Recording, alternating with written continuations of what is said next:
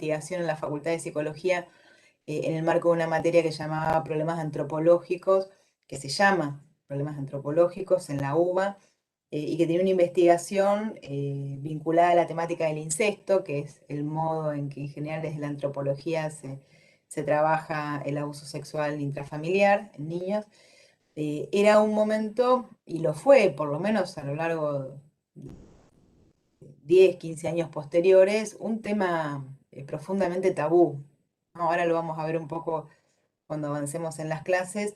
Después tuve la oportunidad de tener una beca de CONICET para un estudio vinculado a los discursos vinculados al tema del incesto en nuestro país, y después otra investigación más acotada, muy interesante, de la que aprendí mucho, vinculado a los discursos judiciales sobre el tema del abuso sexual infantil intrafamiliar. Pero cada vez que tenía que decir qué estaba haciendo, qué estaba investigando en contextos sociales o incluso académicos más amplios o incluso clínicos, siempre hacía como alguna introducción que haga, que almohadone un poco, que suavice directamente lo que yo tenía para decirles como tema de investigación o de estudio, que era el abuso sexual infantil intrafamiliar. Y me veía siempre obligada a hacer como este rodeo inicial porque era como poner la palabra maldita, ¿no? La palabra que asusta, la palabra que produce rechazo, decir abuso sexual. Decir abuso sexual en general, decir abuso sexual infantil y decir abuso sexual infantil intrafamiliar. Eh, Hubiera sido divertido hacer un pequeño corto con las caras, ¿no?, de las personas cuando escuchaban este tema. Digo esto no digamos, en referencia personal, sino que por ahí, por esta propia historia, me es importante también decir que en los últimos años toda la discusión argentina en torno a la temática del aborto, todo lo que el movimiento feminista en Argentina ha puesto en discurso, ¿no? Ha puesto como necesidad de una transformación social y cultural en torno al patriarcado y sus violencias, y particularmente diría la cuestión del movimiento de actrices y la develación de uno de los abusos sexuales de una de las actrices, eh, desencadenó digamos, un cambio social, una visibilización social sobre este tema, que hay que contraponerlo con lo que fue muchos años antes, ¿no? Y hago esta salvedad porque yo ahí tengo unos PowerPoint que voy a ir pasando para que me ayuden a no olvidarme algunas cosas y a recorrer el tema. Y mientras los releía, bueno, me doy cuenta que muchos de ellos, por ejemplo, investigaciones de hace 10 años, habría que ver hoy cómo están algunos de esos temas en términos sociales, por ejemplo, en la cantidad de develaciones, ¿no? O en la reacción social con la temática del abuso sexual. Dicho esto, y definiendo de esa manera que estamos en un tiempo social, histórico en la Argentina de mucha mayor visibilidad del problema, de menor estigma para los niños y las niñas que han atravesado situaciones de abuso sexual, también hay que decir que todo el avance del feminismo vinculado a las violencias, y las violencias sexuales y las violencias sobre el cuerpo, no logró todavía que el tema de las infancias y sus violencias logren un lugar protagónico también en esa agenda social más amplia. Y en ese punto, muchos de nosotros venimos conversando, discutiendo y planteando que la temática del abuso sexual infantil tiene que atravesar también y tiene que ingresar a los debates vinculados al género en sentido más amplio, y que los abordajes, la intervención, las campañas, los modos de hacer con este problema para reducir los niveles de violencia y reducir condiciones de reparación y cuidado para los niños, no puede ser algo que quede circunscripto a los organismos estatales que se dedican a las infancias, ¿no? Como si a veces sucede que el Organismo de Protección de Derechos de los Niños, que es una gran institución vinculada a la restitución de derechos de las infancias, y cualquiera de ustedes que haya trabajado en torno a una situación de abuso sexual infantil, es muy probable que haya tenido vinculación con un actor más que en la edad adulta no tendrían, y que es los equipos zonales o locales del organismo de protección de derechos que tienen delegada una tarea de trabajar por los derechos de los niños, delegada a partir de la Ley de Protección Integral. Em, pero si bien esa ley ordena una función diferencial que en la situación de las adultas no estaría presente, en las prácticas, en la historia, a veces sucede que entonces pareciera que es el organismo el único que exclusivamente tendría que producir una política vinculada a la reducción de las violencias hacia las infancias, ¿no? O a generar condiciones de restitución más pronta de derechos, de reparación, de cuidados a los niños. Y en este punto a mí me parece que es muy importante poder situar que los abusos sexuales en la infancia, como parte de las violencias estructurales del patriarcado, eh, producen en la primera infancia tal vez una de las marcas más profundas, más densas, más complejas, eh, más duraderas en muchos casos, por la particular situación de la infancia, que es una situación de asimetría y de indefensión, ¿no? Como parte de los elementos con los que uno caracterizaría al niño o a la niña. Y que entonces, si es eso la manera en la que vamos a leer los abusos sexuales en ese grupo, ¿no? social, entonces tenemos que advertir que es una de las violencias de género más tempranas, más estructurales, y que eso debe formar parte entonces de las agendas y los debates del movimiento feminista, más allá de qué agencia estatal después asuma qué parte de la tarea, ¿no? Em, bueno, esto como para compartirles por lo menos una mirada que yo tengo, con la que trabajamos con muchos compañeros y compañeras, con las que conversamos con Estela Díaz, con la ministra de las Mujeres, y con muchas otras compañeras del feminismo y que están en funciones públicas en el Estado provincial y nos encaminamos hacia la posibilidad de un trabajo cada vez más articulado en ese sentido. En la provincia tenemos un programa que creamos en la Subsecretaría de Salud Mental vinculado a infancias y juventudes, atendiendo una deuda histórica de falta de política con las infancias y con las juventudes, y obviamente una de las temáticas que aparece con más fuerza y con más preocupación tiene que ver con las situaciones de abuso sexual en niños y niñas y la demanda al campo de la salud mental para la atención de los niños y niñas producto de situaciones de abuso sexual, sin que eso nos haga comprender ni confundir al momento de caracterizar el abuso sexual como un problema que, que es del campo de las violencias, ¿no? No es un problema que es del campo de la salud mental.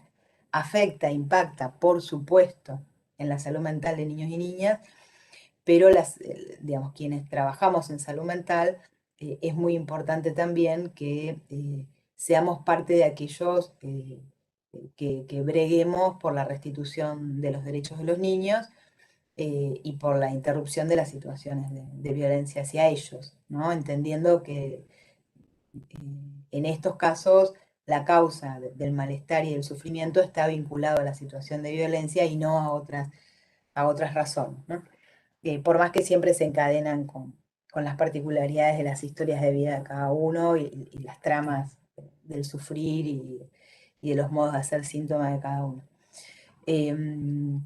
Bueno, esto como para poner por ahí, compartirles una posición desde la cual pensamos y también estamos haciendo la política pública vinculada a este tema, ¿no? Eh, como verán, salir de la posición de enunciación más de funcionario cuesta, pero ahora podríamos ya ir pasando a los power y con esta introducción hecha empezar bueno, a caracterizar un poco este problema del abuso sexual en las infancias. Tal vez se repita con algo que hayan visto. eh, si es así, me ayudan a no detenernos de más.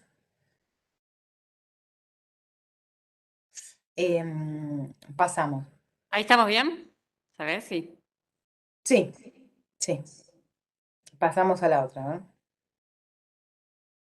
¿Pasás vos, Nati? Pues no puedo pasar de acá yo.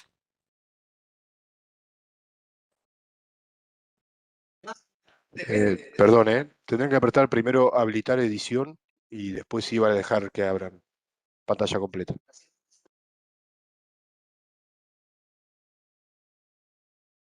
Si ustedes, no Ahí sé, pasó, Cari, nos ¿eh? ayúdame a... ¿Pasó? Yo veo la segunda filmina, no sé ustedes. No, nosotros vemos la primera. Sí, perdón, pues si ponen ahí donde dice vista protegida, habilitar edición y después sí, por ahí va a dejar que...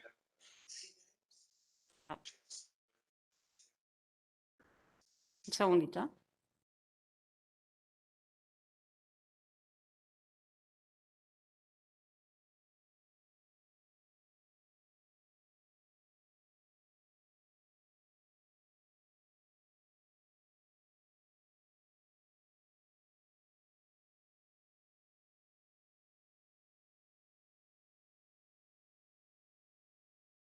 Nosotros de acá la vemos, ¿eh? Ese es el punto.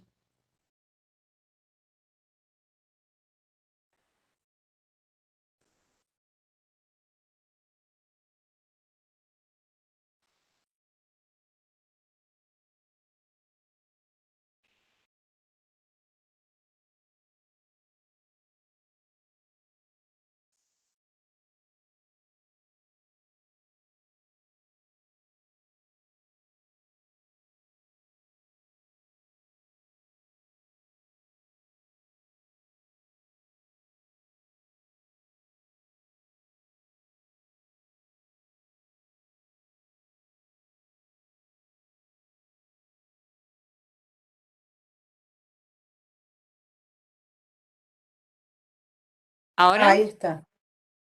Sí, Bueno, anda diciéndome, Juli, yo paso. bueno, bien, gracias. Yo voy a tocar dos temas en el encuentro de hoy. Eh, Uno que tiene que ver con lo que está presentado en esta lámina, eh, pensando el abuso sexual como un problema social, como un problema que afecta y atañe al cuerpo social. Ahora vamos a ir viendo un poco de qué se trataría esto. Y un segundo tema em, que lo trabajé y lo preparé como clase porque es un tema que en los últimos años venía surgiendo como una necesidad de los equipos de trabajo, sobre el que por ahí no hay tanto escrito o no tenemos tanto acceso, o por lo menos no lo había hasta hace un par de años, que tiene que ver con el tema del relato, que es probable que Susana haya hablado de esto en su clase, y de algo muy particular que a veces sucede, pero que no es tan excepcional como imaginaríamos, que tiene que ver con las situaciones de retracción, lo que se conoce como retracción en los abusos sexuales en la infancia, que es cuando los niños dicen que eso que contaron o que dijeron acerca del abuso no ocurrió. Y son situaciones bastante complejas de manejo, tanto clínico como subjetivo, y ni qué hablar judicial. Em, bueno, la interfase salud-justicia, género-justicia, es una interfase para este tema obvia, ¿no? Inevitable, que yo sugeriría considerarla de partida como una interfase sobre la que vamos a trabajar, y en todo caso construir la posición desde la cual trabajar en esa interrelación, ¿no? Em, Salud, género, y justicia. Porque vamos a estar relacionados de manera directa o indirectamente con estos niveles de intervención. Bueno, vamos a arrancar entonces con este tema.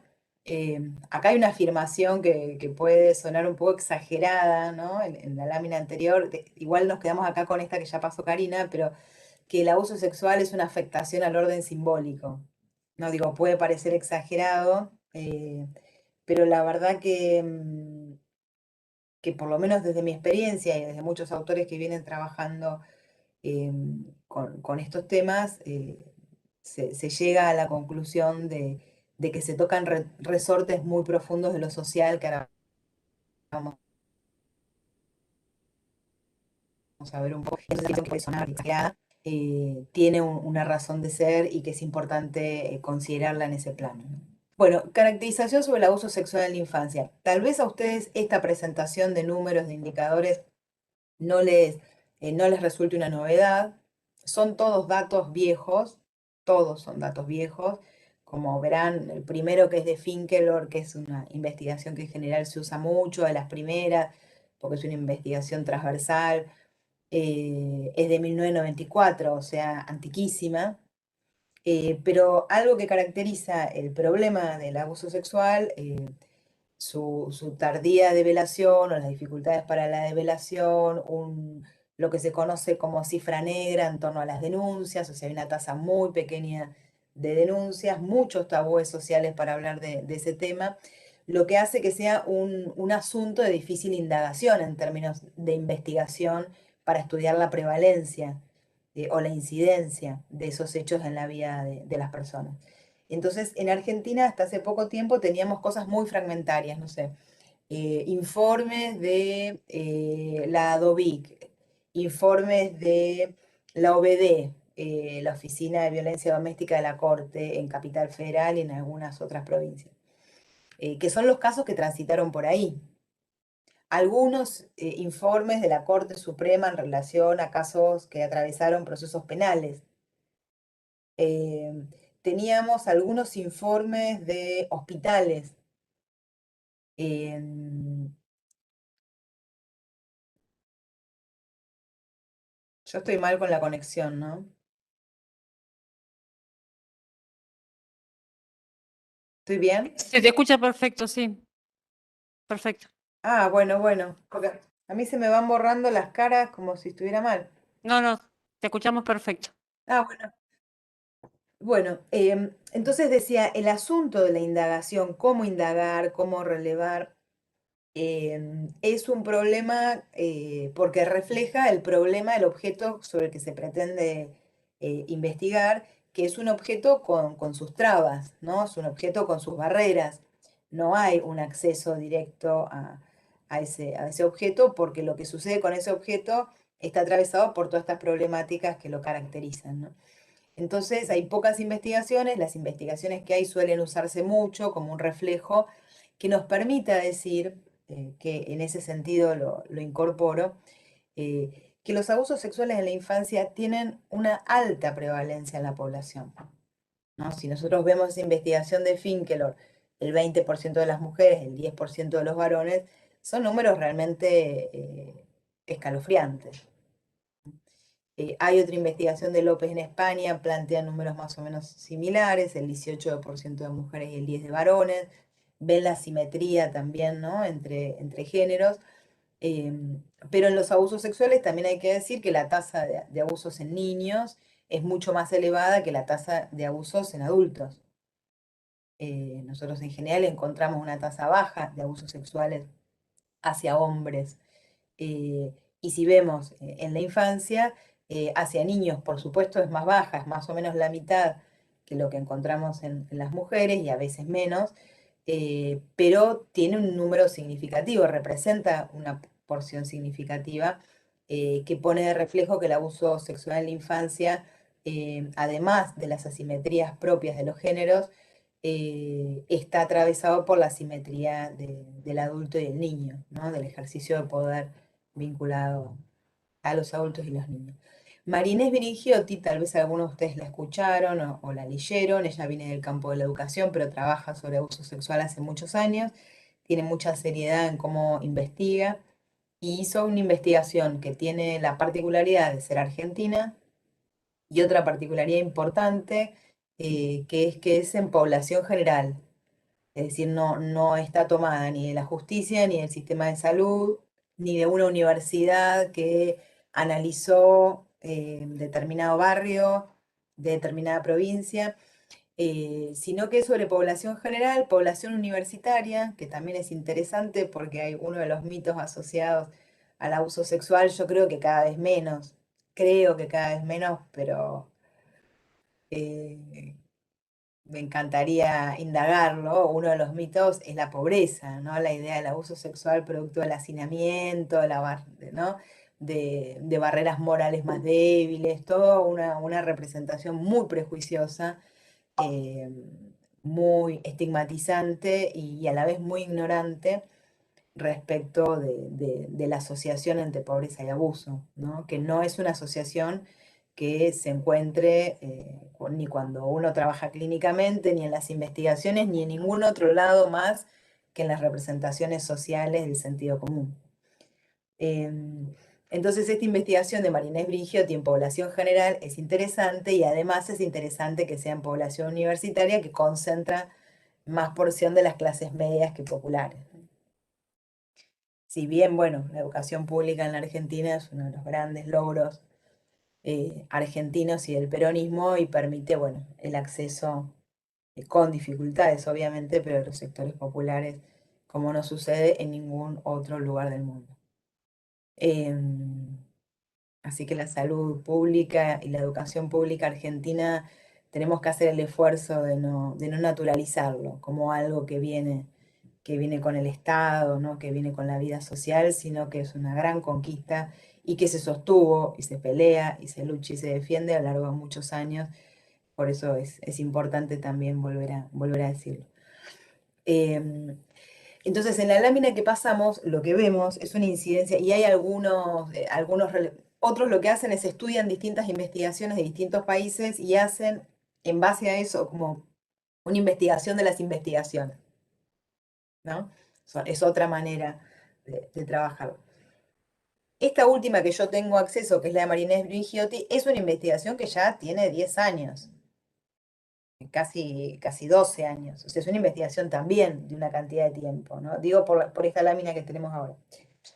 Pero ¿por qué las cifras? ¿Por qué los números? No sé a usted. Bueno, y la OMS, que me parece que el relevamiento es sobre distintas investigaciones, también tiene unas cifras que son incluso un poquito más elevadas, ¿no? Más cerca del 25%. A mí me pasó, por lo menos en los primeros 10 años, que cada vez que estudiaba, escribía presentaciones,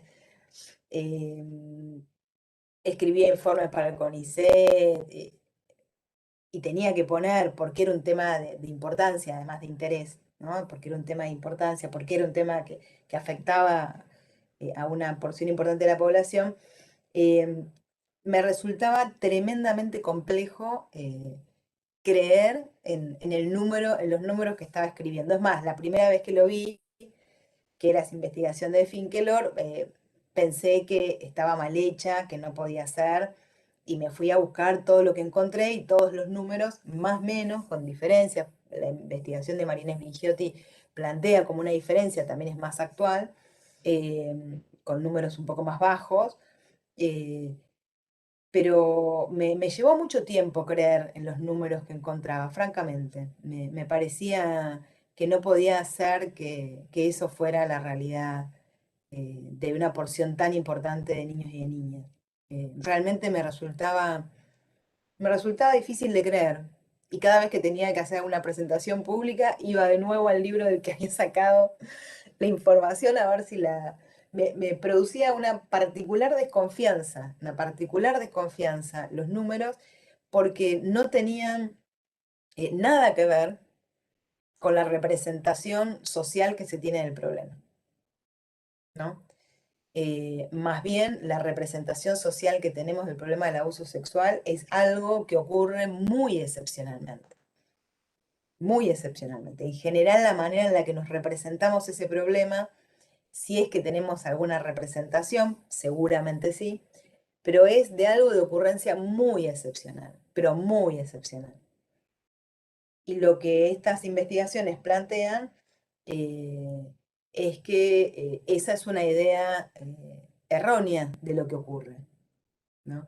Entonces, la cuestión de los números yo la vuelvo a traer muchas veces porque me parece que es como si dijéramos una herramienta para trabajar sobre esa representación que tenemos, y una herramienta para plantear que, aunque sea una mala noticia, horrorosa lo que tenemos para decir, es importante decirla y dar la mala noticia, que es que una porción muy importante de los niños y niñas a nivel mundial atraviesan situaciones de altísima gravedad y vulneración de derechos, como son los abusos sexuales en la infancia.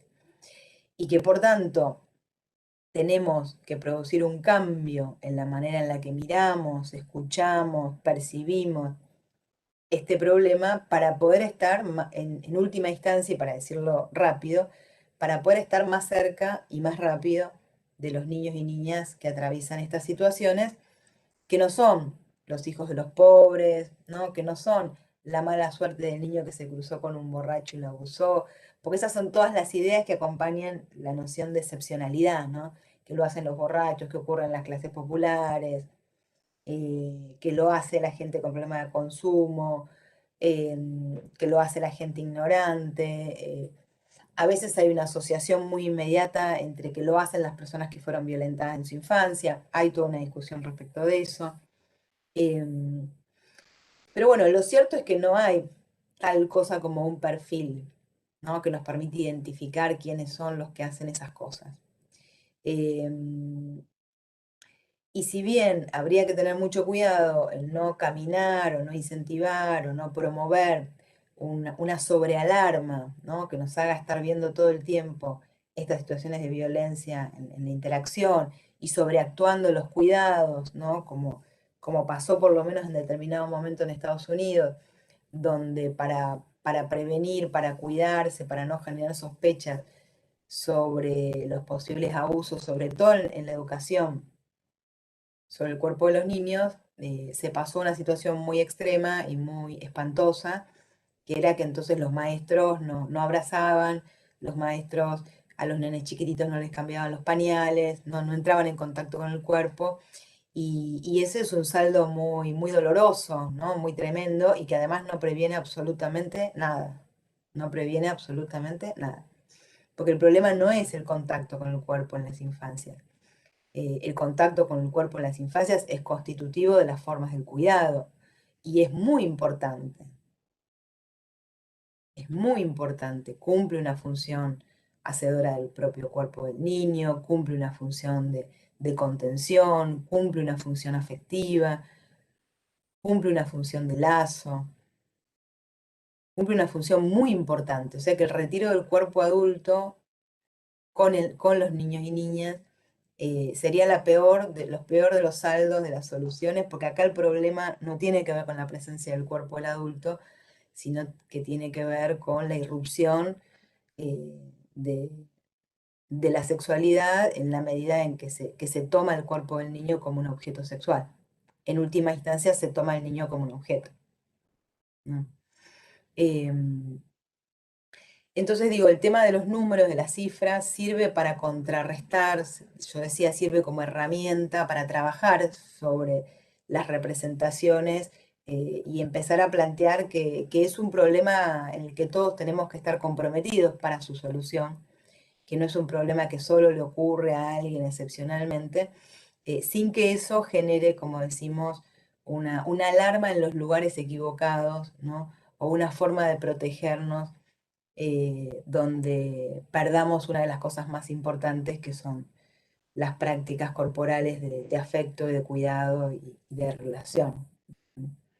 Eh, y me parece que esa advertencia habría que tenerla presente porque cada vez que en la historia se avanza en los cuidados vinculados a esta temática, suele haber una sobrereacción social tendiente a esto que decía que se veía en Estados Unidos o en otros países. Bueno, siguiendo, Marinés Brigiotti analiza un poco más cualitativamente qué pasó con esas mujeres y con esos hombres en sus infancias cuando les ocurrió esto que les pasó. Y el 78% de esas víctimas de algún tipo de abuso antes de los 19 años no había tenido una resolución que ella llama efectiva. El 62% no pidió ayuda directamente, es muy impactante ese número. Por amenazas, ustedes saben que las amenazas son parte muchísimas veces que acompañan las situaciones de abuso en las infancias. amenazas que muchas veces van al corazón de los temores infantiles, ¿no? De los prototipos de los temores infantiles. Si contás, tu mamá se va a ir, se va a enojar y se va a ir.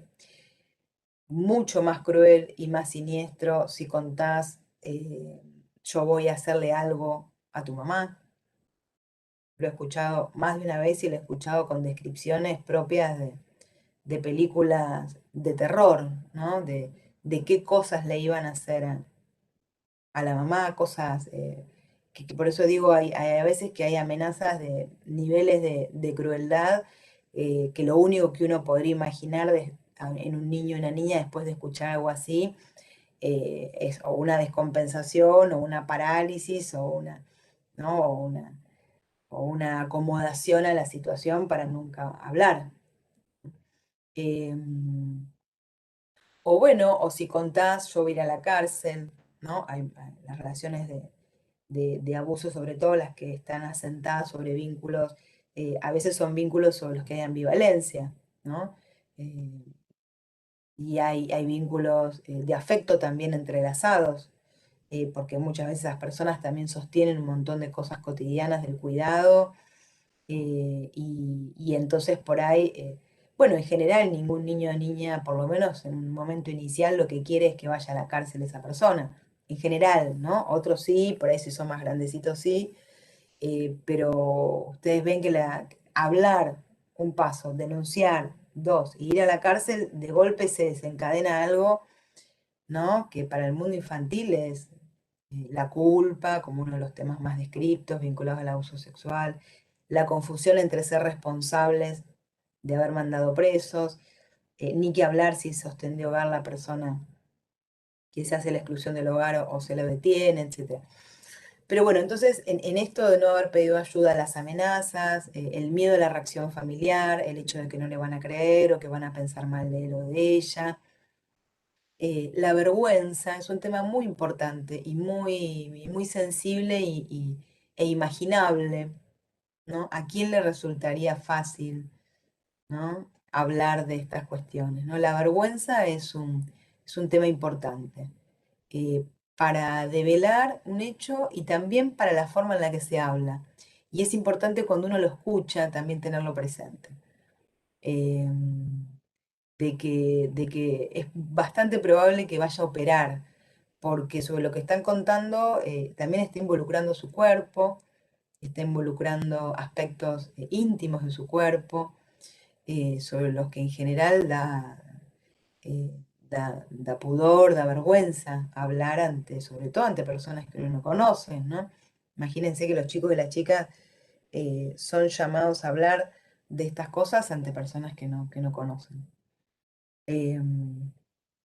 Bueno, otras cosas por las que no se habló es porque no cobró el sentido que había tenido esa situación, cuando fue la situación del movimiento de actrices, con este caso tan importante que tuvo una declaración hace pocos días en la UFEM acá en Capital. No me está saliendo el nombre ahora de la actriz, si alguien lo quiere decir y me ayuda. Telma Fardín. Ahí está, Telma Fardín. Se dio un desencadenamiento así como ocurrió con el tema del aborto, ¿no? Cuando pudo ser puesto en discurso, muchísimas mujeres de muchísimas edades, de muchísimas clases sociales salieron a decir, a mí también me pasó. Bueno, con la denuncia de Telma también. A mí, que en ese momento venía atendiendo bastantes chicos, chicas, o otros pacientes que había atendido, constituyó un alivio enorme, por un lado, ¿no? De que eso que estaba tan oculto en términos sociales, pudiese la sociedad reconocerlo como un problema, también un montón de movilización porque se vuelve a pensar, a recordar, etc. Pero entonces, ¿por qué no pedir ayuda? Está atravesado por un montón de cuestiones, entre otras esta de no haberle otorgado el sentido abusivo o violento que tenía hasta que empecé terapia, hasta que escuché a Telma Fardín, hasta que fui más grande, hasta que una vez lo hablé con mi marido, con una amiga. Eh, Digo porque ese número, insisto, esto es hace más de 10 años, habría que ver hoy esta cifra, por eso en el comienzo me tomaba esa salvedad de aclarar, habría que ver hoy, yo creo que se devela mucho más que antes, mucho más, lo cual no quiere decir que una develación sea simple. Cuando hablo de develación es en el momento que un niño o una niña cuenta, ¿no? A eso se le llama en general la develación. Y se produce una enorme conmoción si es que hay un espacio de cuidado en torno a ese niño o esa niña, de hechos que a veces habían ocurrido hace poquito tiempo y el niño lo cuenta más o menos en un tiempo contemporáneo al que ocurre, pero que a veces son hechos que vienen ocurriendo desde hace muchísimo tiempo, o otras veces son hechos que ocurrieron hace un tiempo atrás en la infancia, etc. Entonces, el momento en el que se cuenta es la novedad para los que escuchan, pero no es la novedad para el que habla, ¿no? Eh, bueno, esa investigación sigue con distintas cifras, un 16% pidió ayuda y fue inadecuado, se lo culpabilizó, no se le creyó, y un 22% había pedido ayuda, fue escuchado y atendido, ¿no? Insisto, esto hay que verlo, pero me sirve para recorrer un poco ese tema. Pasamos a otra.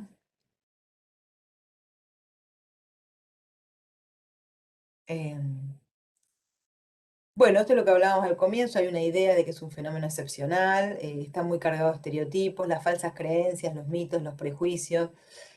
Eh, bueno, Bettina Calvi lo enumera un poco, ocurre en las clases bajas, después es propio de los depravados, lo hacen las personas enfermas psiquiátricas, ¿no? Para seguir cargándole cosas a los enfermos psiquiátricos. O las que consumen. La idea de que lo detectaríamos rápido si ocurriría en un entorno cercano, que las niñas podrían evitarlo si ellas quisieran evitarlo. Que son poco frecuentes. Bueno, y después toda la otra serie de si son fantasías o mentiras de las niñas, ¿no?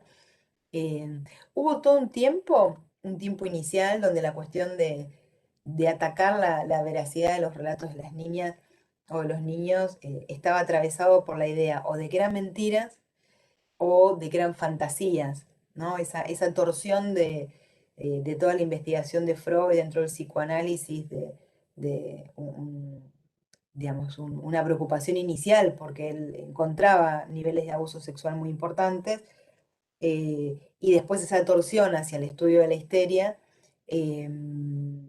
Bueno, hay un libro muy interesante de Mauro Vallejo, para los que le interese el psicoanálisis, un libro hermoso, vinculado a esa parte de la obra de Freud, porque no se ensaña con Freud en el sentido de que ocultó, negó, ¿no? Sino más bien lo que hace es encontrar el sentido como de evolución de una teoría, ¿no? En el sentido del encadenamiento de desarrollos conceptuales que lo llevan a Freud a otra cosa que no tiene nada que ver con el abuso sexual, que son las fantasías histéricas, que por supuesto que existen, y que no tienen nada que ver con los abusos sexuales.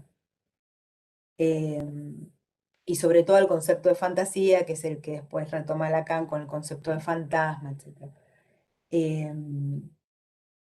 Pero en todo un primer tiempo, digamos, donde comenzó a plantearse el problema del abuso sexual en la Argentina, la reacción social y judicial tenía que ver con plantear que se trataba de fantasías, de que eran mentiras de los niños. Seguramente que muchas de estas cosas sigan estando, no digo que es una etapa superada, pero no es lo primario, lo más prioritario en este momento. Después vino otro momento muy importante, que ustedes tal vez algunos hayan escuchado, que está un poco encabezado con Gardner, que es el que creó, inventó eso que se llama SAP, síndrome de alienación parental. Y en este segundo momento, la reacción contraria al proceso de visibilización del abuso tuvo que ver con plantear ya no que eran mentiras o fantasías de los niños y niñas, sino que eran cosas falsas que inventaban las mamás el tema de las falsas denuncias que inventaban las mamás en el marco de conflictos con sus parejas, en el marco de divorcios controvertidos, etc. Hay un montón escrito sobre eso, hay una española, Sonia, no me voy a acordar el apellido ahora, pero que tiene un libro directamente sobre el tema de este síndrome de alienación parental. Y bueno, y todo ese segundo tiempo está asociado a eso. Se denomina también backlash, parte de una reacción contraria al proceso de visibilización en Argentina y en el mundo, sobre todo en España, y donde empieza como un ataque contra las mamás, contra los profesionales que sostienen el cuidado de los niños, y ahí ya se pone más el eje sobre el tema de las falsas denuncias, ¿no? Y sobre todo esto me gustaría, porque el tiempo nos tiene que haber servido también para aprender, y yo creo que hoy estamos en un momento diferente que tiene que ver con todo lo que dije al comienzo, que el avance del feminismo permite una legitimidad para el ingreso de este tema distinta que en estos otros dos tiempos anteriores, ¿no? Pero me parece que esos dos tiempos anteriores tienen que servirnos, y esto lo digo también a los fines clínicos, porque bueno, tal vez algunos de ustedes trabajen como peritos, o peritos de la corte, o peritos de los juzgados de familia, pero muchas otras tal vez trabajen en consultorios o en lugares de asistencia donde se les piden informes vinculados a estos temas, si tienen a cargo el tratamiento de niños o niñas, o si acompañan o si intervienen en algún momento del proceso. Que ese tipo de intervenciones no son peritajes, tema que hay que volverlo a aclarar una y otra vez. Ni es la investigación penal, ni uno tiene a cargo la toma de declaración de los niños, porque eso ocurre en otra instancia que es la Cámara Gesell, en el marco del proceso penal, etc. Pero decía, estos dos primeros tiempos en la Argentina tienen que servirnos, me parece, para, bueno, ya hay un consenso, obviamente, que el nivel de detalle, de descripción de los niños vinculados a hechos de la sexualidad del mundo adulto es lo que nos permite decir en la mayor parte de estos relatos que no se tratan de fantasías, ¿no? Los niños fantasían con elementos de la realidad psíquica de la infancia. Lo que uno encuentra en estos relatos es justamente lo contrario, es la caída de todas las representaciones, lenguajes y formas de la infancia, ¿no? Inclusive las cosas de la sexualidad de la infancia, que por supuesto que las hay, ¿no? Por supuesto que las hay, tienen otras maneras de satisfacción, de exploración, que no son las que uno encuentra en las conductas de intromisión de la sexualidad adulta en el cuerpo de los chicos.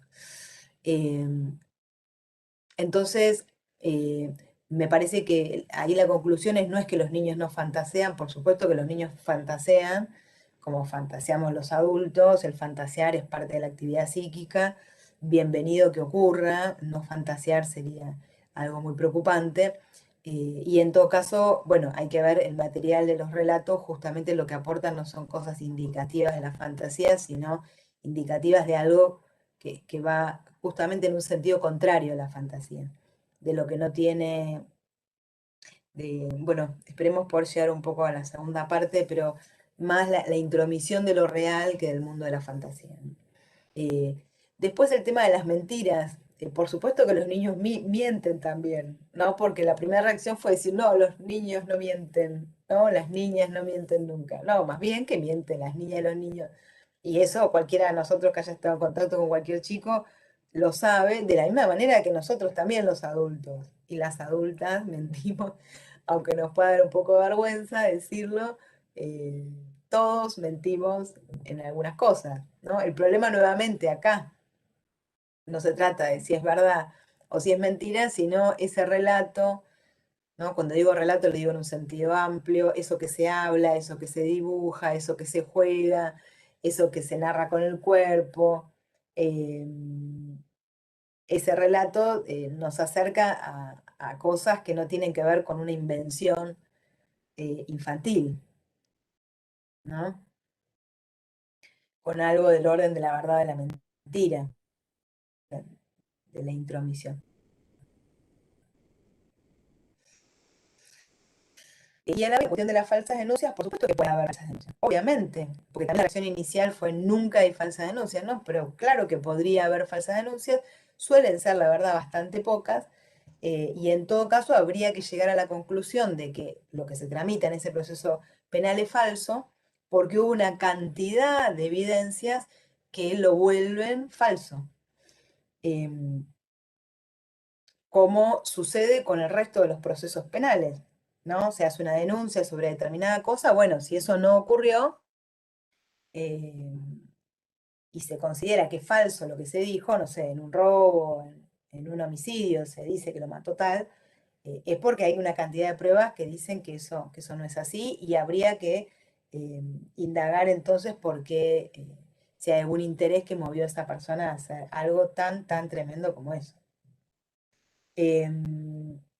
Pero y en todo caso, bueno, eso surgiría de todo el material que se tiene en el trabajo con un niño, con una niña, ¿no? Pero lo cierto es que no están plagados los tribunales de falsas denuncias de abuso sexual. Están plagados de denuncias de abuso sexual que pueden comprobarse, una cantidad de casos, y también hay otra cantidad de casos importantes que no se llegan a constituir lo que en el lenguaje penal se llama las pruebas suficientes para dar por confirmado que ese hecho ocurrió. Y eso no quiere decir que los hechos sean falsos, sino que hasta el momento, con la información que se tiene, no es posible afirmar que eso que se denuncia es cierto. Porque la consecuencia, obviamente, es el peso penal en el caso del abuso de la libertad de la persona que se acusa. Bueno, y por otro lado, lo que decíamos, que estos temas, ¿no? Que el tratamiento social de estos temas también está muy atravesados por los tabúes, ¿no? Freud insistía mucho en decir también que el tabú no es solo sobre lo que no se puede hacer, sino que el pensamiento o el lenguaje acerca de aquello que no se puede hacer también está atravesado por el tabú. Es decir, que pensar, imaginar o hablar sobre estos temas, también sobre eso pesa un tabú, ¿no? Un tabú de carácter social. Ya ahí no estoy hablando de asuntos psicológicos de la mente de nosotros y nosotras, sino de operaciones sociales, culturales, que ocurren más allá de las voluntades y las intenciones. A ver la próxima lámina.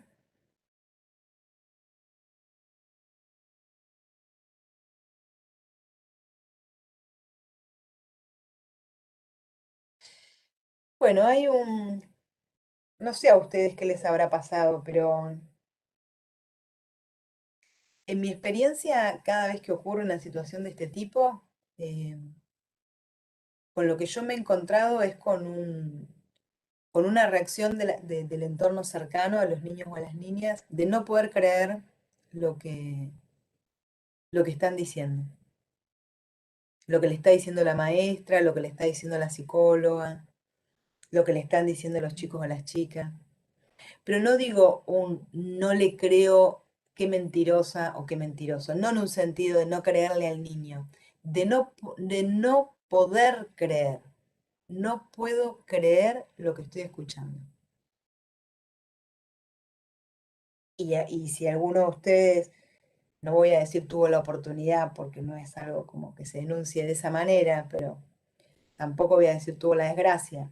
Si alguno de ustedes tuvo digamos, una circunstancia en sus espacios de trabajo que lo acercaron o lo encontraron teniendo que trabajar sobre situaciones de este tipo y escucharon, es probable que también les haya pasado de no poder creer lo que otra persona puede hacer con un niño o con una niña. Y esto me interesa como plantearlo, me interesa que lo tengan presente, porque además de las resistencias, ¿no? A creer en las violencias, además de las resistencias en creer en las palabras de las mujeres, que se profundiza mucho más en las resistencias en creer en las palabras de las mujeres y niñas o niños, creer en la palabra de un niño, culturalmente todavía estamos lejos, ¿no? o escuchar, o no presuponer mentira, ¿no?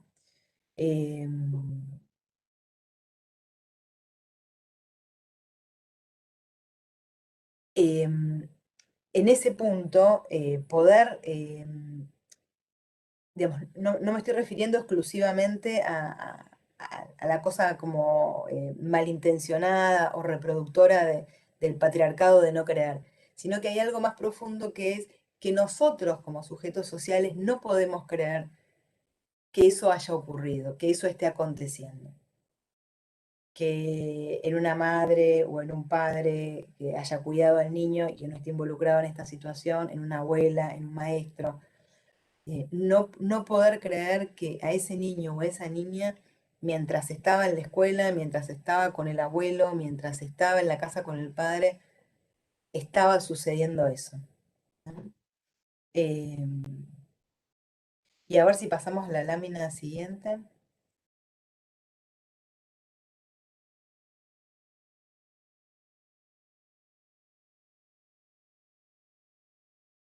A ver si pasamos. Bueno, entonces, por esto mismo que decimos, ese no poder creer, que no es no creerles a los niños o a las niñas o a las mujeres, ese no poder creer tiene que ver con que esta situación del abuso sexual, creo yo en particular, y infinitamente más si es familiar, eh, toca un aspecto simbólico que es ordenador de la cultura, ¿no? Del pacto social silencioso con el que nos constituimos como cultura. Eh, y nos conmueve, y nos conmueve. Y conmueve esos aspectos tan básicos del pacto social, ¿no? Porque afecta a prohibiciones básicas de la vida en común. Ustedes saben que hay algunas prohibiciones básicas que algunos tienen su reflejo en algunos textos bíblicos y otros no, pero que son pactos también de la vida en común, ¿no? De las sociedades democráticas. Una es el no matar, ¿no? Aprendimos eh, en términos de ideas y de regulación de nuestras propias pulsiones, que no podemos desplegar nuestra agresividad, ¿no? Hay todo un trabajo cultural enorme que tuvimos que hacer para eh, controlar esas pulsiones más agresivas que en todos habitan y que las derechas actuales habrán visto ustedes, las despliegan con un cual festín, ¿no? Todo lo que conocemos como los discursos del odio, etcétera, justamente apuestan al despliegue de ese aspecto que tanto trabajo la cultura y todos tenemos que hacer desde lo más grave, ¿no? Como matar a otro, eh, hasta tratar de limitar muchas veces parte de la agresividad con la que nosotros quisiéramos hacer, y no voy a decir yo qué cosas, pero ustedes se las pueden imaginar o decir con otro cuando estamos furiosos, cuando estamos enojados. Pero incluso esa previsión tan básica que es no matar, ¿no? Que es la que nos permite básicamente seguir vivos y no ser matados por el semejante, tiene incluso excepciones. Las guerras son grandes excepciones a no matar, ¿no?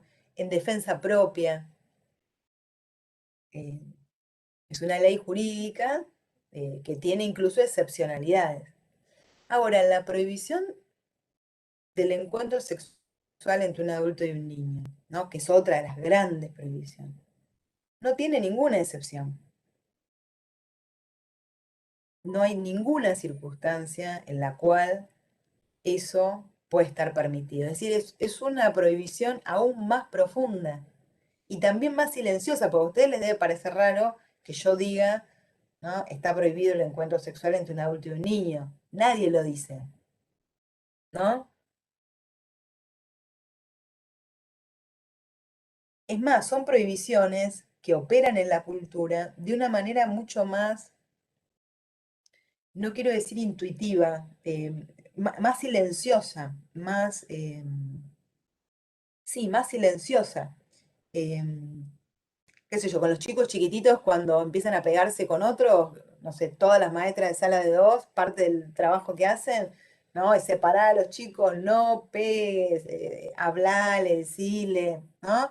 O los papás los retan si pegan, les enseñan que los pueden lastimar a los otros, que las cosas se arreglan hablando, ¿no?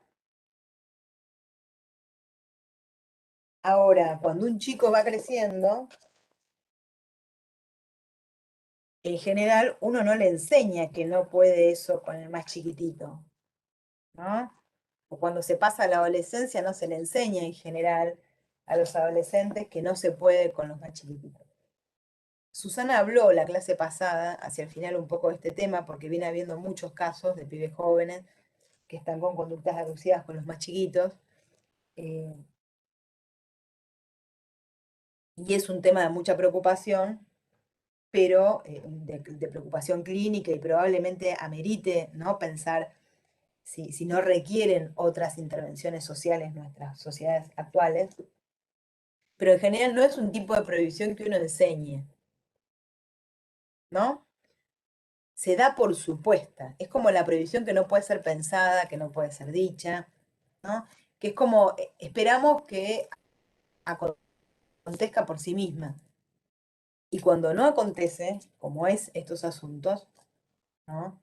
En proporciones significativas, eh, justamente lo que nos conmociona es porque es una prohibición que forma parte silenciosa de lo que somos en términos sociales. Estamos expuestos a ver, a escuchar, a saber que eso que forma parte de un pacto irrenunciable, ordenador de las relaciones de poder entre adultos y niños, que preserva a nuestra especie humana en crecimiento de no volverse un objeto del cuerpo del otro, eso puede ser roto, ¿no?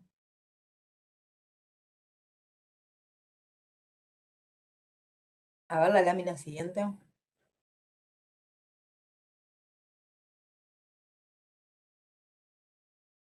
Mm. Y entonces esto de no poder creer no es al modo en que ocurre la desmentida, como un mecanismo de defensa que el psicoanálisis describió. Que la desmentida sería, sé que es así, pero prefiero no creerlo. Lo sé, lo escucho, lo vi, pero no lo creo. Sino que esto que yo estoy diciendo es no poder creerlo.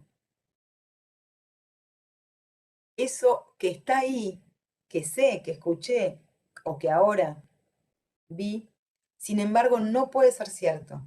Es decir, es de muy difícil asimilación, sobre todo para los adultos, sobre todo para los adultos, y sobre todo para los adultos que están a cargo del cuidado de los niños. Es una conmoción inmensa, inmensa. Yo de las situaciones de mayor gravedad que vi, incluso las vi en madres cuidadosas, amorosas, responsables con sus hijos que no pudieron saber de lo que estaba pasando por diferentes motivos, y he visto un derrumbe de muchísima gravedad. Porque aparte en ese caso para las propias madres implica haber fallado, digamos, como experiencia, ¿no? Del cuidado sobre algo tan elemental. Pero en este punto digo, una mamá, un papá, alguien que esté al cuidado de un niño, está preparado para cuidarlo. Bueno, ahora le decimos que nadie, ¿no? Nadie te puede tocar. Ahora con la educación sexual empezamos a poder hablar cada vez más, por eso es tan importante. Y desde que la ESI se practica con todo lo que nos falta todavía, pero han surgido un montón de situaciones de niños que hablan porque se pasó a hablar de este asunto. Y aprendimos a que es posible hablar también de esto sin tener que meternos en un lenguaje sexual o sin tener que entrometernos, ¿no? En aspectos de la intimidad. Se puede hablar como algo de, de los cuidados, ¿no? De los cuidados de la vida en común. Em,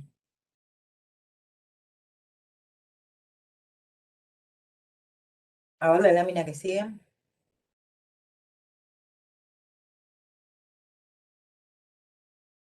Bueno, en este punto no es solo una transgresión de la ley jurídica, obviamente, sino fundamentalmente de la ley simbólica, ¿no? Ustedes saben, la antropología planteó la prohibición del incesto casi como lo fundante de la cultura.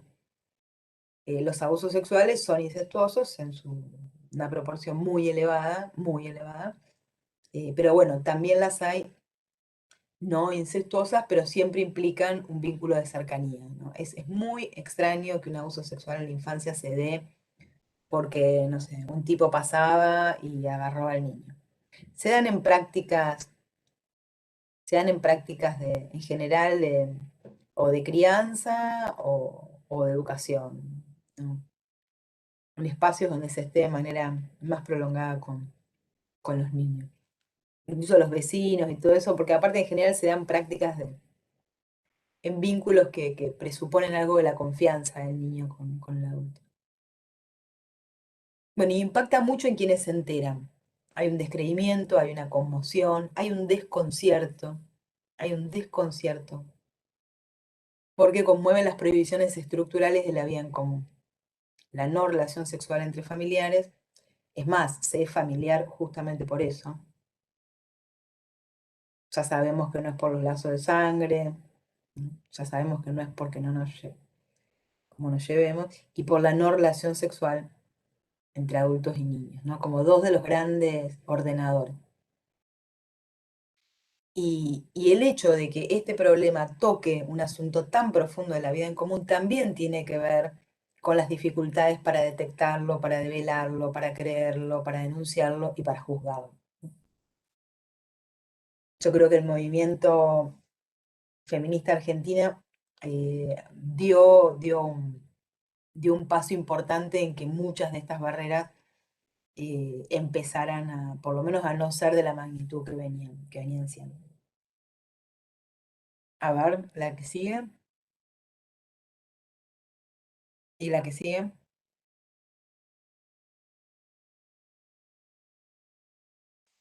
Em, bueno, como es algo que afecta a lo simbólico, no solamente a lo jurídico,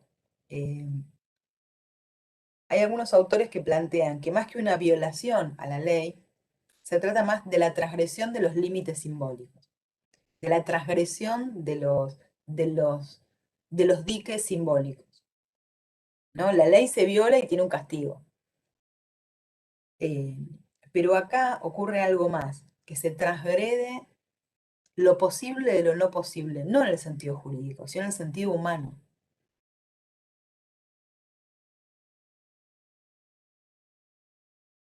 De eso que nos limita para poder existir en una sociedad en común. Y por eso es tan arrasadora también la experiencia. Y cuando uno escucha los relatos de las mamás, yo tuve la oportunidad de hacer parte de la investigación escuchando mucho a mamás de niñas abusadas y bueno, es muy impactante y parte del trabajo de acompañamiento tiene que incluir sin lugar a dudas el acompañamiento a los que cuidan a esos niños y niñas, porque el impacto en ellos es muy, muy increíble. Y aparte la actuación judicial suele ser tremendamente estigmatizadora, violenta, no les creen, suponen que es mentira antes de comenzar, si la denuncia viene al lado de la madre. Bueno, y hay una frase que decía una de las mamás, sentí que la tierra se me abría y yo me hundía en ella. En situaciones de mucha desestructuración. Y a ver si hay otras. Juli, si querés decirme con qué velocidad querés que pase para que pueda llegar a la otra Ah, yo por el tiempo. sí, Vos quieras, decirme sí. vos, si querés que pase más rápido, voy pasando más rápido. Y Ahí no te sé paso. cuántas quedan de estas. Varias, por eso.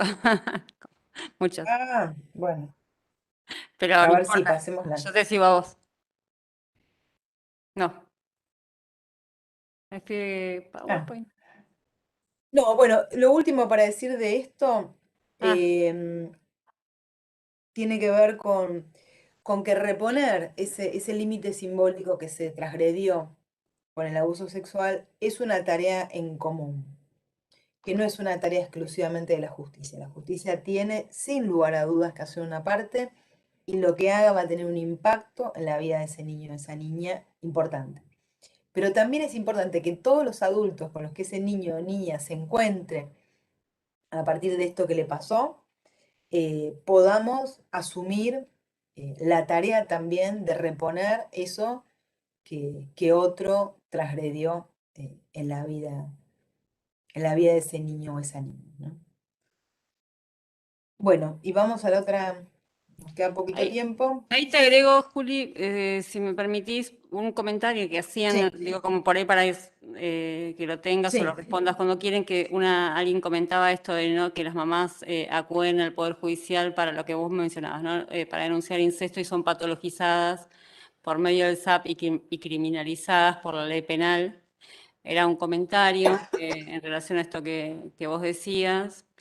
Y algo que por ahí podría, no sé si en algún momento, pero me parece interesante también para retomar, porque hablaba de esto de, alguien comentaba de la necesidad de personal idóneo en salud para esta problemática. Y yo pensaba en esto que vos mencionabas, como cómo opera este no poder creerlo, cómo operan los propios prejuicios en relación en la justicia y en la falta de pruebas, pero también pensaba en esto, en cómo este no poder creerlo se encarna también, ¿no? En los equipos de salud, por ejemplo, que digo porque poniendo el foco quizá en quienes más nos escuchan, como esto también aparece ahí y esta cuestión de si es la gente especializada, que también que es una buena política o si hay algo de esta sensibilidad o estas herramientas que debemos incluirnos todos y todas quienes estamos en estos espacios recibiendo presuntamente a estos niños. Bueno, nada, esos dos comentarios. No sé si querés responder a estas dos preguntas ahora o querés que avancemos, como vos me digas. no, me parece que el tema de las mamás es uno de los temas más importantes. Los niveles de violencia judicial que hay sobre las madres que denuncian es atroz. Hay una presunción de falsedad del discurso de ellas. Ahora, por eso decía, se trasladó hace un tiempo hacia las mamás, ya no hacia los niños. Y la psicopatologización, si están como locas, ¿no? A los gritos, que no aguantan los tiempos de la justicia, se putean con los jueces, que sería lo más esperable, ¿no? Que una madre en una situación de esas características esté de esa manera. Imagínense lo que puede suponer que tu hijo o tu hija haya atravesado una situación de esa, la juzgan de eso, es una loca. Si están conmovidas y no pueden ni reaccionar, dicen que es una mala madre porque no está como si nada hubiera pasado. Y a la vez se produce otra confusión, que es que cualquier asunto de salud mental que esa mujer pudiera tener antes, como podemos tener todas las mujeres, aparece como una invalidación respecto del otro tema, ¿no? No tiene nada que ver una cosa con la otra. Incluso si una persona, si una mujer tuviera un padecimiento mental previo, ¿no? ¿Qué tiene que ver eso con lo que se está denunciando? Salvo que se encuentre una evidencia de relación entre una cosa y otra. Eh, y yo creo que es importante formarnos por esto que decíamos de los tabúes, sobre todo, ¿no? Porque hay pocas personas formadas en infancia y con abuso sexual mucho menos, y que los tabúes también hacen que sea un tema que haya quedado para la hiperespecialidad, siendo uno de los problemas más frecuentes. Entonces creo que hay que formarnos, pero que no lo podemos dejar a los especialistas porque claramente no hay forma en la Argentina de tener la cantidad de especialistas que estos temas necesitan. No la hay para atender a los niños que necesitamos atender por asuntos generales, menos para este tema. Así que yo invitaría a todos y a todas a tener el mayor acercamiento sobre esta problemática. Se la van a encontrar tarde o temprano en todos los ámbitos de trabajo donde estén. Así que mejor pensarla y también propondría una manera en la cual es muy pesado para una persona particular asumir el cargo, el peso de tener que ser el que haga la buena intervención en soledad sobre estos casos, ¿no? Entonces hay que trabajar cada vez más en equipo, que es lo que venimos hablando y pensando con Karine y con Pilar desde la dirección provincial, en lo que hace a los asuntos de violencia y incluyendo el tema de las violencias contra las niñas y niños, Y también tener claridad cuál es el rol de salud, asumirlo y tener claridad respecto de cuáles son también los límites de ese rol, en la medida en que también podamos asumirlo y contar con un sistema de salud, con direcciones de hospitales, con direcciones provinciales, que están para acompañar también, para asesorar, para escuchar y para bancar lo que implica meterse con temas de los que a veces nadie quiere meterse.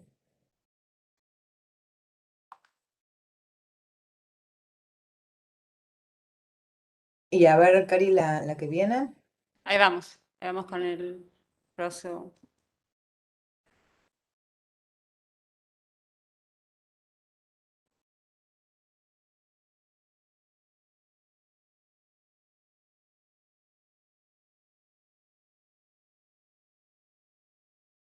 Bueno, acá son dos temas, vamos a ver si llegamos. Me parece que no vamos a llegar, pero un tema es la vivencia y la experiencia como conceptos distintos.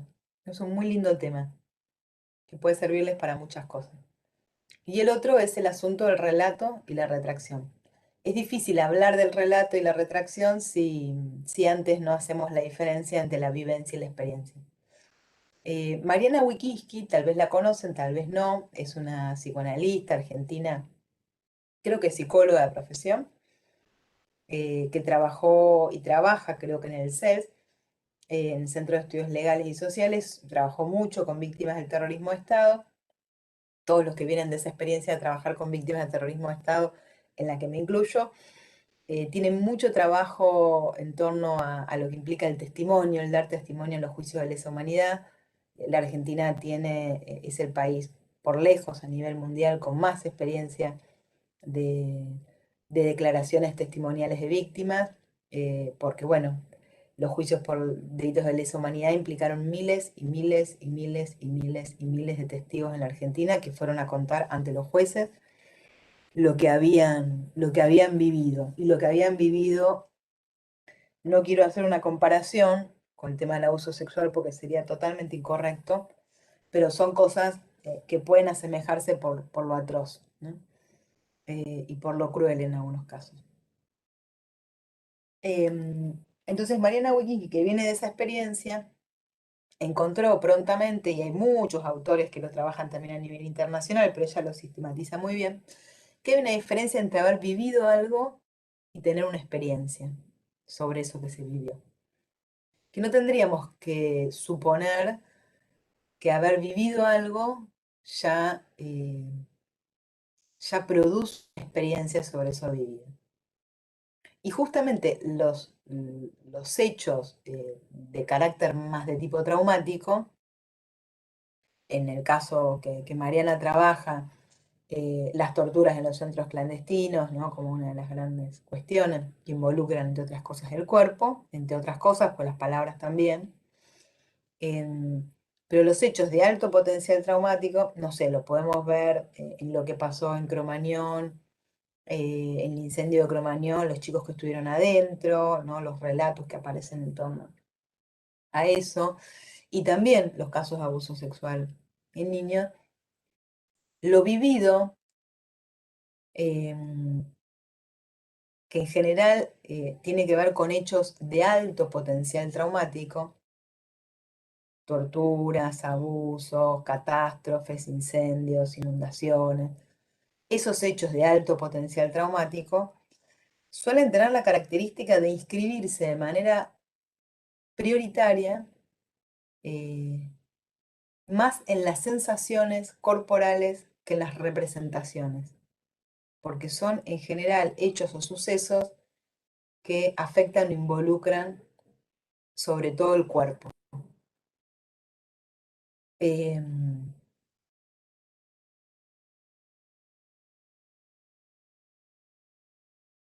Y de hecho, lo que se conoce como postraumáticos o efectos postraumáticos tiene que ver más bien con la repetición de esos recuerdos, pero no como, ay, lo recuerdo, como uno podría recordar, ¿no? No sé, cuando hizo la facultad, o recordar un laburo, recordar unas vacaciones, sino que se le viene a la cabeza, ¿no? Algunos dicen el olvido imposible del traumatizado, lo perturba como cosas o le viene al cuerpo como eso que se conoce como flashback, como reminiscencias de experiencias corporales, no es un recuerdo en términos de representaciones, sino, no sé, por ejemplo, me acuerdo de una nena chiquita que yo atendí, que había tenido un abuso muy serio, y empezaba a sentir olores en determinado momento, ella, ¿no? Que a mí me llevó a un análisis un poco más detallado de si estaba con alucinaciones. Y la verdad que tenía que ver con cosas que se le venían de lo que ella había olido en ese momento. Em, por ejemplo, otro nene chiquitito que había tenido un abuso sexual de la señora que lo cuidaba, la señora lo insultaba, además del abuso sobre el cuerpo, lo degradaba con insultos de una manera que pocas veces vi. Y él los repetía todo el tiempo, todo el tiempo. De hecho, yo me enteraba qué cosas le había dicho la señora porque él me las decía a mí como una metralleta de palabras sin parar. Y no tenía que ver con que él me estuviera insultando porque estaba enojado, furioso o desesperado conmigo, sino porque las repetía, ¿no? Más en la clave de la repetición, más en la clave de la repetición propia de los episodios traumáticos y lo que uno encuentra después. Eso tiene que ver más con lo vivido, ¿no? Entonces Mariana se pregunta, ¿será que la experiencia se vuelve apropiable a partir de narrarla, de contarla? ¿Que solo se vuelve experiencia si se puede narrar? ¿Será que se transforma esa experiencia al narrarla? Bueno, entonces hay como todo digamos, un desplazamiento, un proceso, una concatenación que no siempre sucede entre el hecho ocurrido, lo que podríamos decir la inscripción psíquica, y el relato. A ver la lámina que sigue, Cari. Perdón, Juli, ¿puedes repetir el apellido de Mariana? Ah, es Wikinski. A ver si lo puedo escribir. Tiene un libro, hace poco sacó. Es un. Es bárbara. Se las recomiendo en todo sentido. Aparte es bárbara como persona, pero conceptualmente es hiper precisa. Es muy buena. Y produce Quedó en el teoría, chat. escribe. Gracias. Quedó en el chat, gracias. Pasamos. A ver la que sigue, la lámina. Sí, ahí va. Podríamos invitarla, Mariana, alguna vez también. Bueno, la vivencia. Es como la experiencia en bruto. Lo que no pasó por la conciencia, se podría decir, en términos más psicoanalíticos. Hay una primacía de lo que se conoce como los signos de percepción, la sensorialidad de lo visto y del oído.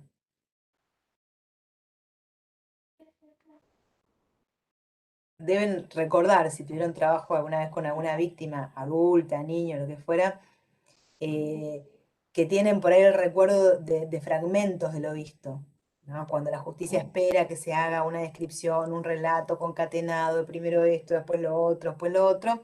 Bueno, a veces aparece como interrumpido, y aparecen estos recuerdos. Yo me acuerdo que vi que había tal cosa, ¿no? Como una impregnación de esto que es lo sensorial, por sobre lo representativo. Ya te contesté, Calú. Em,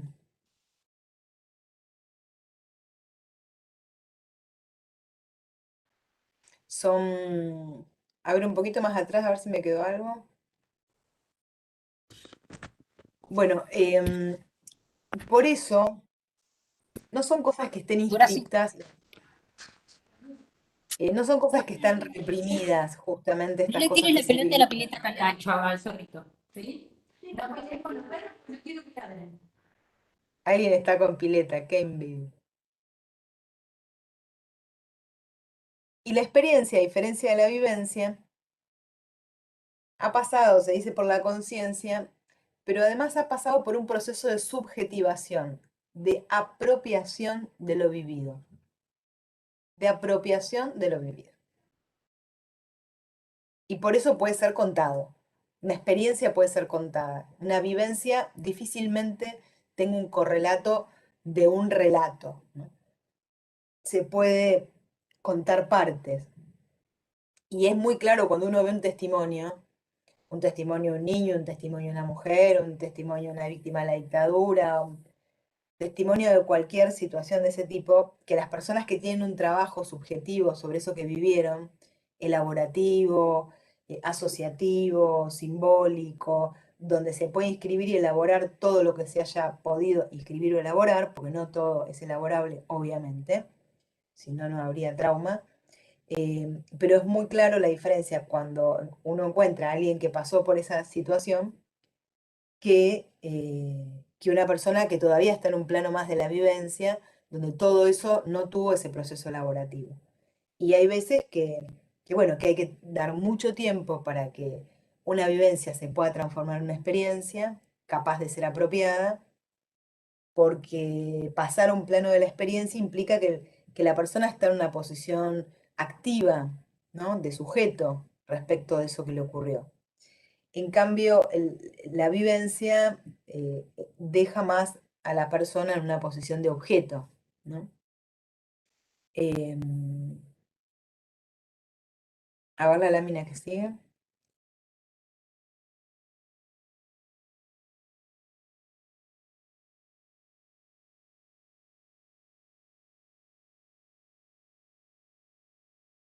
Claro. Ustedes deben haber visto que muchas veces son relatos como así, a puro llanto. En general yo veo más llorar a las mujeres adultas o a las adolescentes que a las niñas, la verdad. Me parece que tiene que ver con algo de la edad y con el sentido que cobra lo que pasó. Sí he visto obviamente mucho llorar a niñas, pero no asociados al hablar de estas cosas ni al recordarlas. Bueno, pero en adultas uno puede ver esto, relatos de llanto, donde se relata como incrudo la experiencia, la vivencia, perdón, como propio de alguien que no pudo todavía apropiarse de una experiencia, ¿no? Otros son los relatos más catárticos, no sé si los ubican. Yo me acuerdo de una niña chiquitita que había pasado una situación muy grave, prolongada, durante bastantes meses, largos meses, de la pareja de su mamá. La nena finalmente puede contar, la mamá empieza a encontrar indicios, la situación sale a la luz, la mamá le insiste hasta en la sopa sin parar de que ella tiene que hablar de lo que le pasó. Hay mucha ansiedad de los adultos en que los niños hablen, comprensible, pero quieren saber todo porque no pueden creer lo que están escuchando y les cuesta mucho bancar los tiempos que a veces un niño necesita, porque para el niño viene siendo vivido a veces durante mucho tiempo, ¿no? Y de golpe la develación hace que pareciera que tiene que contar todo en ese momento, cosas que aparte, por eso también es tan importante esto, cuando hay una vivencia, no es que de golpe uno pasa y cuenta. Yo tuve una niña en tratamiento, por ejemplo, desde los 3 hasta desde los 5 hasta los 10 años, con una presunción de abuso importante, con muchos indicadores de una terapeuta anterior que la había evaluado de chiquitita, sin un relato, sin un relato. Y el relato se pudo hacer después de 5 años. Pero no es que después de 5 años se animó y habló, no. Después de 5 años pudo ubicar en términos de representaciones algunas cosas que le habían pasado, que ella había visto y que ella había sentido. Había un montón de sensaciones corporales en el cuerpo de las que ella no entendía nada porque era chiquitita, porque había sentido cosas que podíamos presumir que eran, pero no las había visto. Em, entonces, en ese caso era una nena donde la vivencia estaba, y tampoco lo podía narrar, y había una ansiedad de la mamá muy particular, comprensible, pero muy particular, de que ella hablara, porque aparte, bueno, está la amenaza de que entonces se va a restablecer el vínculo, si no hay más evidencia. Entonces es muy enloquecedor en algunos momentos. Em, y en un momento ella pudo empezar a decir partecitas de lo que había vivido y eso a mí me fue representando una escena de la que yo no tenía ningún indicio. En el caso de esta niña, ningún indicio. Y la mamá tampoco. Y la mamá tampoco. Y yo creo que ella tampoco.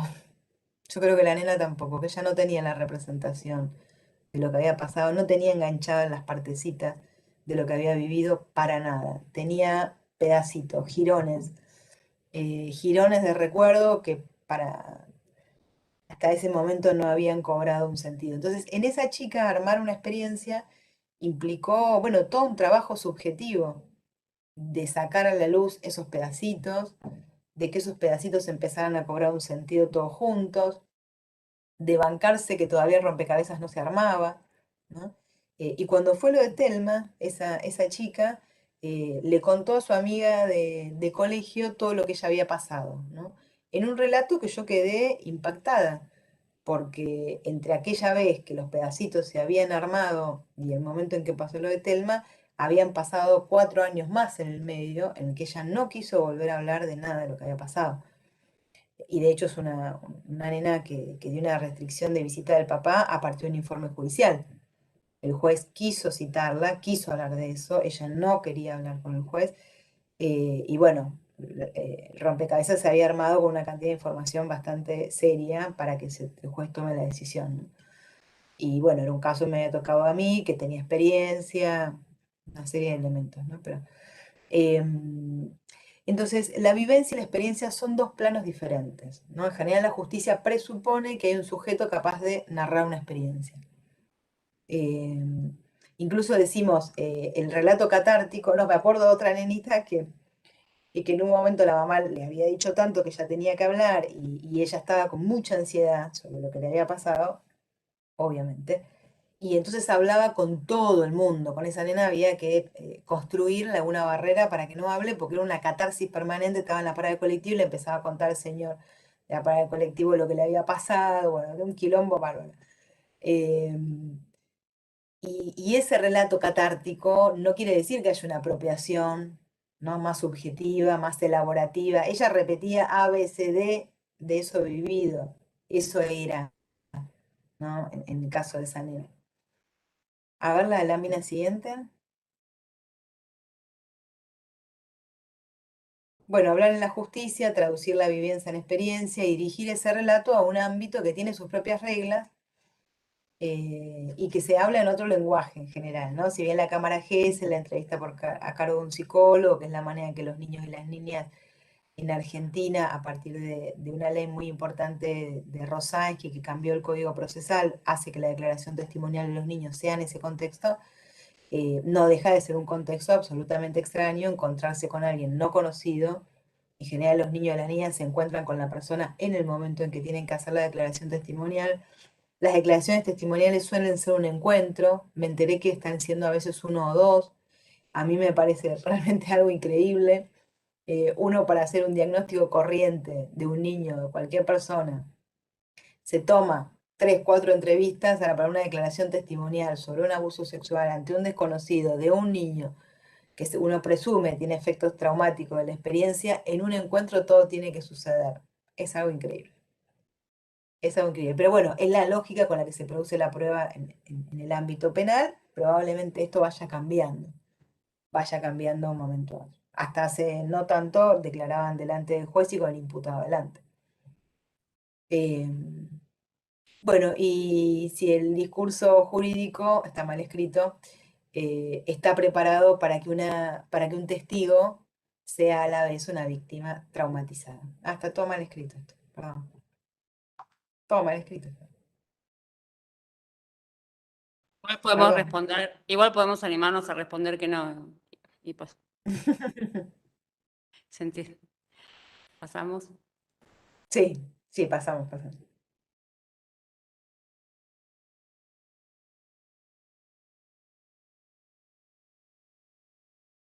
Bueno, Pilar Calveiro, que escribió algunas cosas ya hace mucho tiempo, en los 90, y después yo no seguí que está escribiendo, probablemente haya seguido escribiendo cosas buenas, pero tiene una frase vinculada a la dictadura y todo, todo lo que ello implica, que a mí me gustó mucho, que dice, la experiencia traumática es intransferible. Y es cierto que es intransferible, es cierto.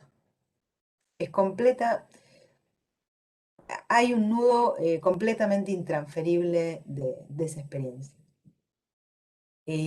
Pero, dice ella, no es incomunicable, ¿no? No es incomunicable.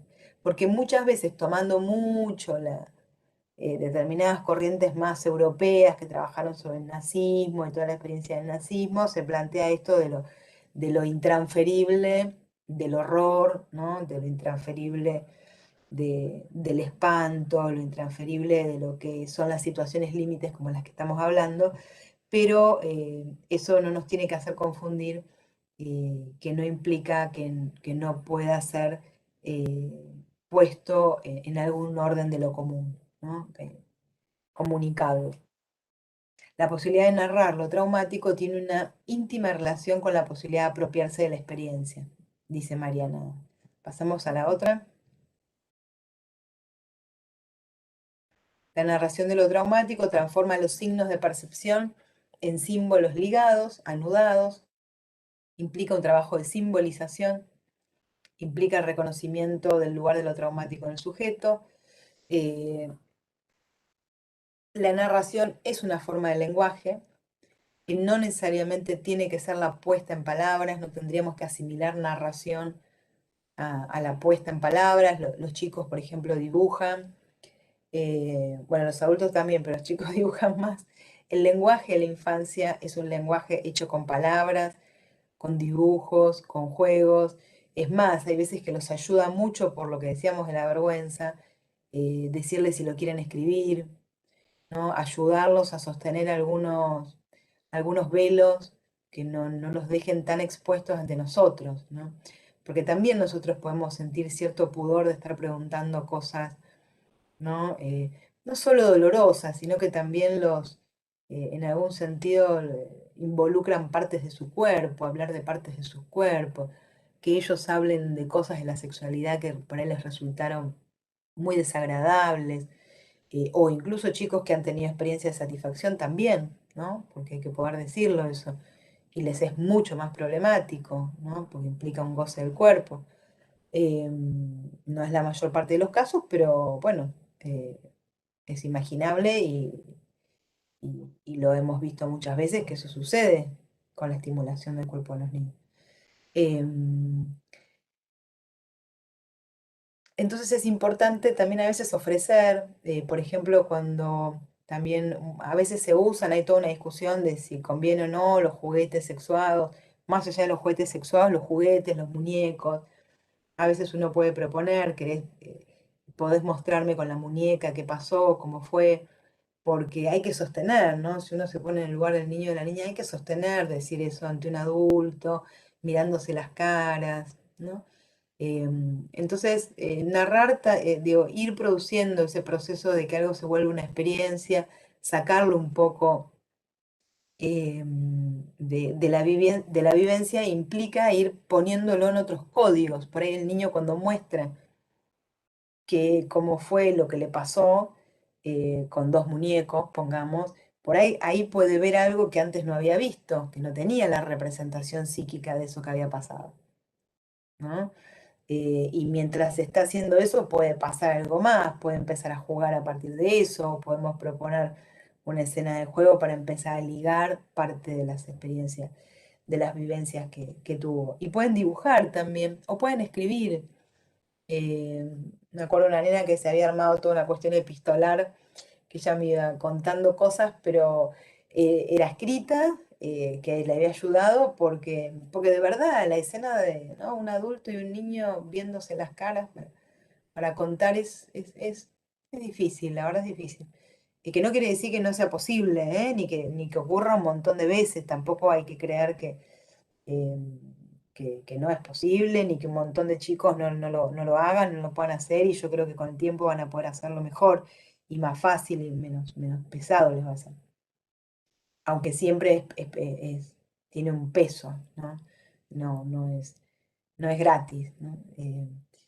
Pero bueno, esta nena, por ejemplo, habíamos quedado que ella prefería escribir, Y además me había agregado algo muy simpático, que era que además de escribir, me lo ponía dentro de un sobre, y además de eso lo guardamos adentro de una caja, que la guardábamos adentro del placar, y que yo la podía leer cuando ella se haya ido. Y me pareció genial, como si me mostrara también toda la distancia que ella necesitaba también tomar conmigo para que eso pudiera estar puesto en común y el deseo de compartir lo que tenía, ¿no? No se trataba con que no me lo quería contar. Em,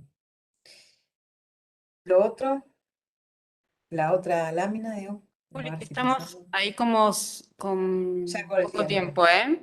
Digo, si Bueno, querés yo que creo, yo no, me avance. parece que podríamos dejar hasta acá, porque lo otro ya nos abriría un tema más específico que tiene que ver con qué pasa cuando un niño narra y después dice que eso que dijo no es verdad, ¿no?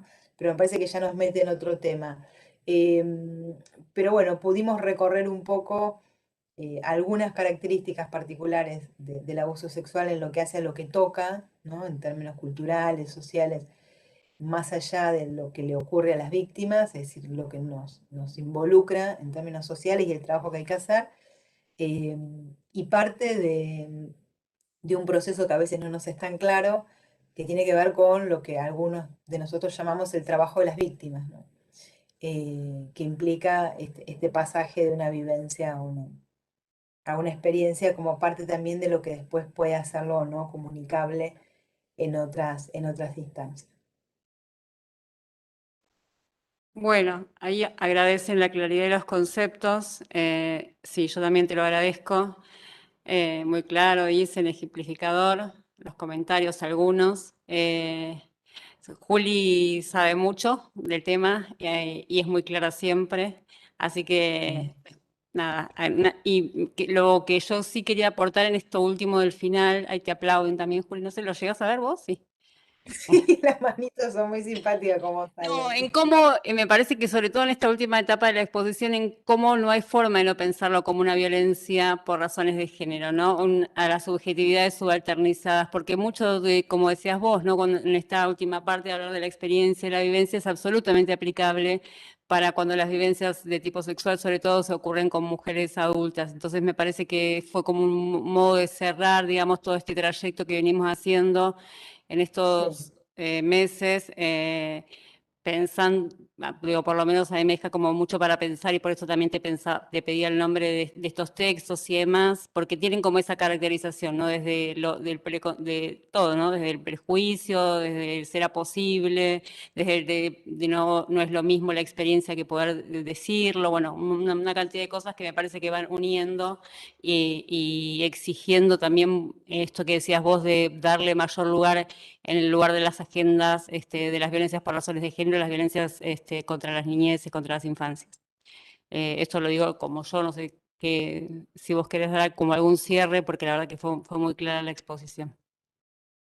No, a mí me parece que en Argentina tenemos una experiencia muy valiosa, por eso traía el nombre de Mariana, pero podemos también incluir a Fabiana Rousseau, como que trabajó mucho la figura de la víctima testigo, también en lo que hace a los juicios de lesa humanidad. Yo siempre insisto porque a mí yo venía trabajando los temas de abuso sexual y después tuve que trabajar víctimas de la dictadura y de violencia institucional. Y la verdad que yo encuentro que tenemos un capital simbólico de trabajo, reflexiones, de autores, de enfoques en Argentina vinculadas al trabajo del terrorismo de Estado y la gran experiencia de relación con la justicia en ese punto y todos sus problemas, y que muchas de esas cosas, como dijo Karina recién, son trasladables en lo que tiene que ver con el impacto traumático de una experiencia y con la figura de la víctima y su relación con la justicia, son trasladables en ese punto al trabajo con las situaciones de violencia de género y de niñas y niños, ¿no? Y que, bueno, como tantas otras cosas, la dictadura argentina, la manera en la que como argentinos pudimos encarar ese tema, eh, hace que, bueno, que los derechos humanos se transversalicen al conjunto de la política estatal argentina y que también tengamos de eso un aporte posible de capitalizar para otros campos de experiencias como son estos que están trabajando en el seminario. Así que acompaño a Karina en esa invitación a aprovechar autores argentinas, autoras, en este caso argentinas, muy valiosas y muy serias en el trabajo con víctimas. Bueno, y espero que haya salido el modo clase. Hacia el Perfecto. final me parece que enganchamos bien. Perfecto. Y bueno, me da mucho gusto también poder hacer esto Bueno, en el marco del curso. un lujo escucharte, gracias a la Escuela de Gobierno nos dicen y de verdad, gracias, sí, para nosotros también sabemos el esfuerzo enorme de hacer tu corte ahí en tu cotidiana, pero muy valiosa la clase, escucharte siempre. Así que muchas gracias, Juli, muchas gracias a todas las que están siguiendo la transmisión por YouTube, que las van a seguir viendo, y a las que completaron con hoy el curso, el seminario, siguen los aplausos. Y damos por concluido el encuentro de hoy. Buen viernes y buen fin de semana para todos. Gracias a todos los cursantes, las cursantes, y gracias a todos los docentes. En nombre tuyo, Juli, también a todos quienes nos acompañaron en todos los cursos, en todos los seminarios, sin los cuales hubiese sido imposible, a todos los equipos que fueron armando, digamos, desde el programa, las convocatorias y todo lo demás. Bueno, es un momento también de cierre y de agradecimiento para todos ellos y para todas ellas.